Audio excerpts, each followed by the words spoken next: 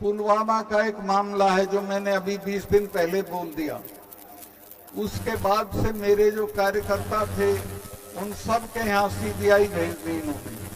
उन पे कुछ था नहीं, क्या निकलने वाला था, लेकिन वो इसलिए कि ये जो पुलवामा है इसमें हमारे 40 लड़के शहीद हुए और उनकी लाश पे खड़े होके इन्होंने चुनाव लड़ा।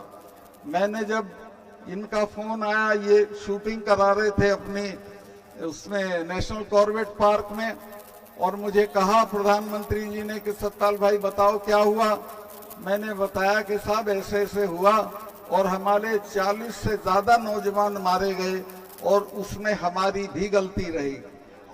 तो इन्होंने पूछा क्या, मैं कहा उन्होंने 5 जहाज मांगे थे, अगर वो 5 जहाज मिल जाते तो इनको सड़क से नहीं चलना पड़ता। तो मुझे प्रधानमंत्री जी ने कहा कि तुम अभी चुप रहो। मैं 2 चैनल को बोल चुका था। खैर उसके 25 मिनट बाद जो देश का नेशनल सिक्योरिटी एडवाइजर है, क्या नाम है उसका, अजीत डोभाल, वो मेरा क्लास फेलो भी रहा है लॉ में, फिर उसका फोन आया और उसने भी यही कहा कि मलिक साहब आप इस पे अभी मत बोलिए, चुप रहिए। मैं समझा शायद ये जांच करेंगे, आज तक उसकी जांच नहीं हुई और उसको पाकिस्तान की तरफ मोड़ के उस मुद्दे पे इन्होंने चुनाव लड़ा और जीता। मैं आपसे कहना चाहता हूं कि इस बार के चुनाव में पुलवामा याद दिला के इनको हम अपने शहीदों की आग में भस्म कर देंगे। इन्होंने जिस तरह हमारे बच्चों के साथ ज्यादती की, मेरे से मांग लेते 5 जहाज में गवर्नर था 15 मिनट में दिला देता, लेकिन उन्होंने होम मिनिस्ट्री से मांगे और होम मिनिस्ट्री ने उनको जहाज नहीं दिए और वो सब बच्चे शहीद हो गए। दूसरे, जब ये किसानों का आंदोलन चल रहा था तो आपको याद होगा 4 महीने तक कोई बातचीत किसानों के साथ नहीं हुई। मुझसे बर्दाश्त नहीं हुआ, मैं इस्तीफा अपनी जेब में रख के इनसे मिलने चला गया और मैंने जाके इनको कहा कि साहब ये 4 महीने से बैठे हैं, इनसे कोई बातचीत करके इसको किसी तरह सलटा लीजिए। तो बोले नहीं सत्पाल भाई ये चले जाएंगे। तो मुझे बहुत गुस्सा आया, मैंने कहा साहब ये ऐसे नहीं जाएंगे, तब जाएंगे जब आप चले जाओगे। आप इनमें सिखों को नहीं जानते हो।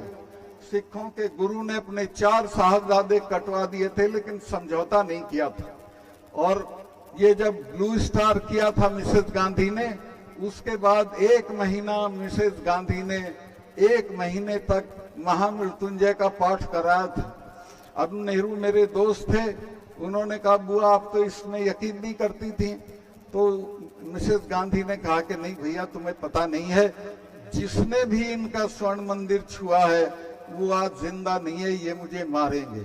और वो मारी गई, जनरल वैद्य मारे गए। तो मैं कहा साहब जिन कौमों से लड़ो उनके बारे में जान लो कि लड़ किन से रहे हो। और इनके साथ ये हमारे वाले हैं, ये तो 6ठे महीने लाल किले पे चढ़े रहते हैं। इन्होंने तो अकबर की कब्र खोद के उसका दाह संस्कार कर दिया था। तो ये लड़ने की चीज नहीं है, ये बातचीत करने की चीज है। लेकिन उस वक्त प्रधानमंत्री बहुत घमंड में थे। 2 महीने बाद तो माफी मांग के वो कानून वापस करने पड़े। और इसी तरह मैं बता रहा हूं इन बच्चियों का, आप इनको समर्थन देते रहिए, माफी मांग के इनकी मांगे मानी जाएंगी और ये जीत के निकलेंगे।